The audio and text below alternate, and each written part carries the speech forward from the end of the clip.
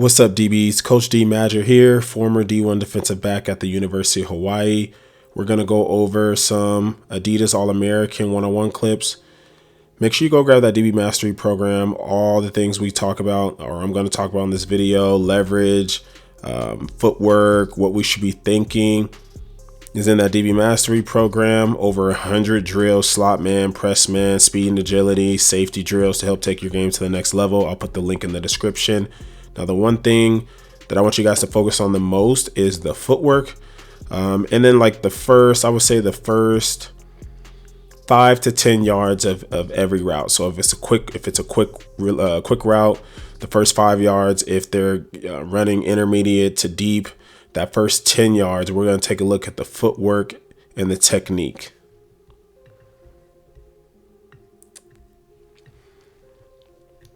So on this first play, I already see a major no-no with the DB's feet. All right. So as the DB is inside leverage in the slot, you see how we cross over our feet. You never want to cross over your feet while being square to the receiver. That's just a big no-no. So you see, as soon as we cross our feet over, now the receiver gives us a move to the outside, and look, we cross over again and he crosses our face. Big no-no. Stay in your scooch, stay in your back pedal, keep your feet apart. If your right foot needs to move to the right, you take a small step and then you step replace with the other foot. Never, ever cross over. Same receiver, different result. I love the footwork by the DB here. He's in the slot. I love playing catch technique in the slot. The reason is because if you try to play these slot receivers straight up, it's really going to be difficult because they already have a two-way go. We don't really have the luxury of like an outside receiver where based on his alignment, we can kind of tell where he's going. They have the runway to go. There's equally as many routes to the outside as there are to the inside. So try to collision to slow him down. I love the scooch steps here. Keep our feet tight. And if he's not running quick game or a quick route, that 10 to 12 yard mark is where we want to start squatting, not flat footed, but like the DB does here, squatting, looking to play catch, because that's when the route's going to declare. So if you look, 10 yards is right where he breaks that route off. And because we're not in the back pedal, because we're scooching, we didn't cross over, we didn't go for any of these moves, we stayed patient and squatted. Now we're in a great position to make a play on the break. He's going to tug at the hips to pull himself in front, slingshot himself forward, undercuts for interception. That was a good rep.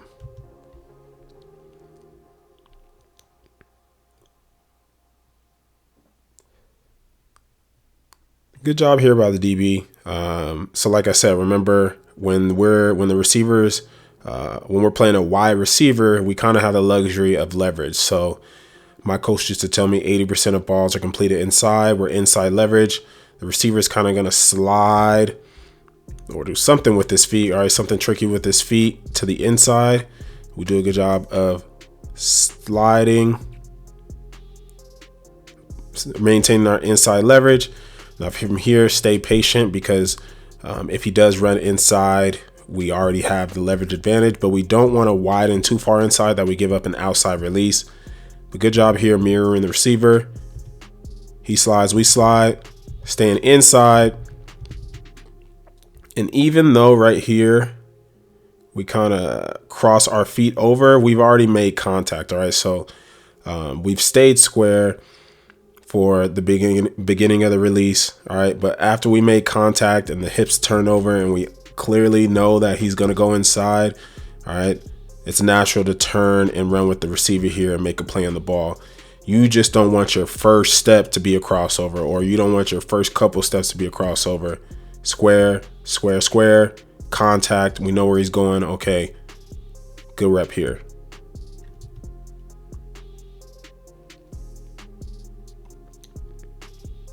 Scooch technique, inside leverage. Now this is tough because by leverage, we're disadvantaged. Me personally, and I'm not gonna say that these coaches are teaching them wrong. Me personally, from doing one-on-ones in the slot, I'm always going to be outside leverage because a lot of their explosive routes are to the outside. All right. So the 10 and out, the slot fade, the corner route, the wheel route.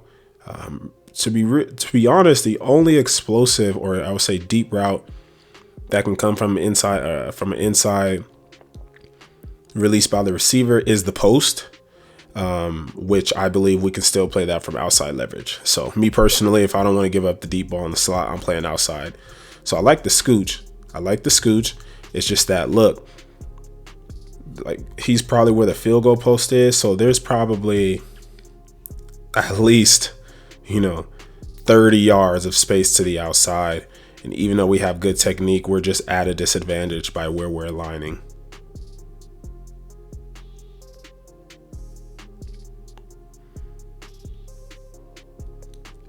Good hands here, I would say.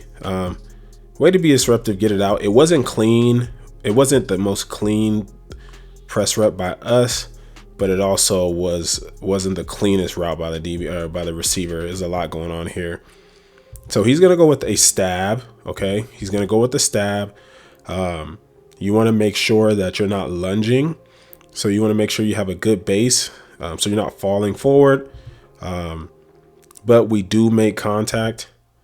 From here, we do a good job of just staying disciplined, maintaining our inside leverage that we got from the stab. Okay, he tries to work back inside. Good job collisioning. I would just like us to be a little less handsy in the transition. All right, but I think this is a win. Takes him way too long to get into this. All right, but if you're going to go with this stab, make sure you're balanced. Try not to hop. You see how we have both feet off the ground here. All right, try to pivot. So if we're going to throw with our left hand, try to have like good inside pressure on that right foot so we can pivot and throw a hand. But good contact, good patience here. Another good collision.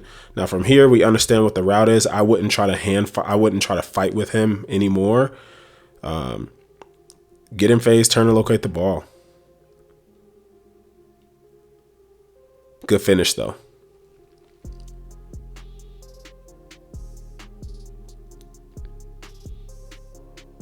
Let's see.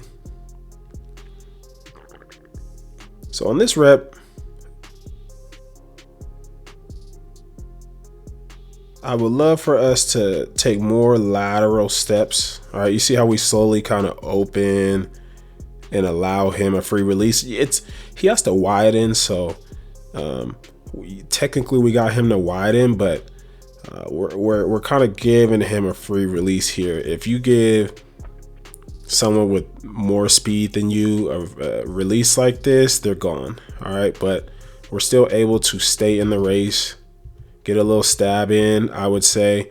But from here, once the receiver, once you know it's a fade and he kind of starts hand fighting with you, all right,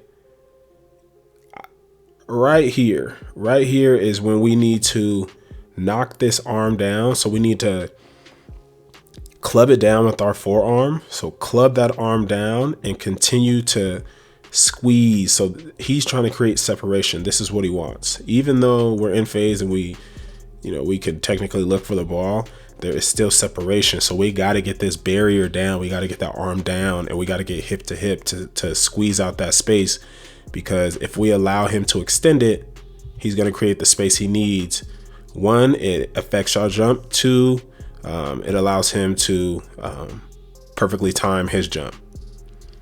So hand fighting, we got to get this barrier, we got to get this arm down, club down, and then use that opportunity to pretty much get your shoulder pad into his chest here. We got to take away this space. Good receiver is going to do this all day. It's not going to get called either.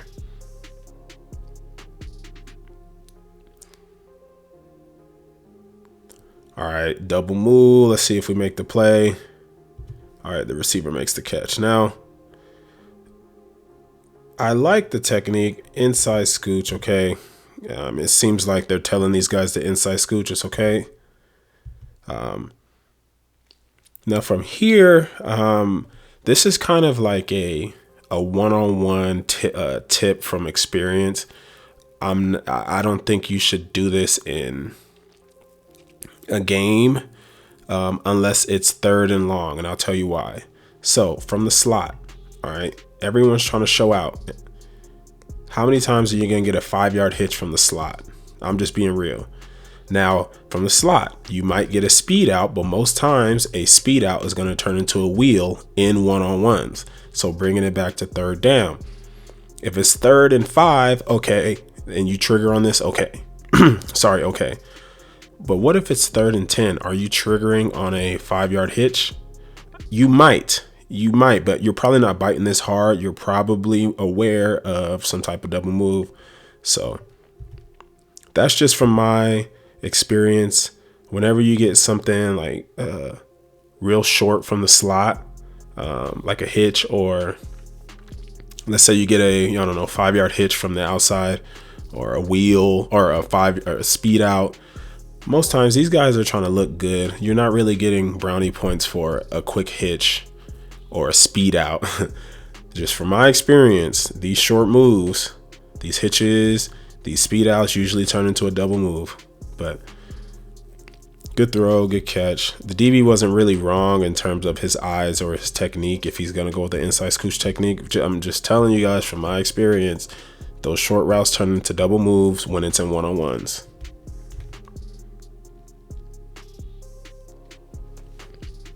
Get hands on. All right, let's see. All right, we get 2 hands. All right, we get hands on here. It's just really tough. It's just really tough. The only thing I will say, I'm not going to coach this one too much, is that when we're in that transition, 5, 10, all right, if we get outside releases, we have to keep our eyes down at the hips for the first 15 yards, because the comeback usually comes at 15 yards. The stop route usually comes at 10 yards or whatever. But from that, from once he releases, from 10 to 15 yards, we just got to keep our eyes down. These are really hard to stop, but yeah, that's just my tip for these. But I was always taught once we get, also, I mean, obviously, right, close space. I think he's trying to, but it's a lot harder for them to stop if we're right on his hip. But 10 to 15 yards, we got to be ready for those stop comebacks. After that, we can get our mindset into thinking fade. What I tell you guys, look, we're gonna make this the last one. We're gonna end on this. I'm telling you guys, these dudes, and I haven't done one-on-ones. I haven't done high school one. Like, I graduated high school in 2010. That's 15 years ago, guys. And the things that I seen 15 years ago are still happening. Guys aren't coming out here running hitches. They are trying to run double moves. The speed out, the hitch is a hitch and go. The speed out is a wheel. Good eyes driving. If he throws it, he's probably going to catch it. All right, cool. You ran a speed out in one-on-ones and you're trying to impress scouts. Cool. But no, you're trying to impress scouts. So you're trying to create an explosive, a wheel route, out and up. Good job getting to the hip, getting his eyes back, wind him to the sideline, making it a difficult catch. And he forced the incompletion. So, but yeah, that's my take on these one-on-ones. If you guys want more tips, make sure you go grab that DB Mastery program. I promise you, you will get better just by studying that 1 hour a day. Everything that I've learned from my success and failure in college, learning from NFL coaches, learning from Hall of Fame coaches is in that DB Mastery program. Again, I'll put the link in the description. I hope you liked the video. I hope you learned something. Please like, comment, subscribe.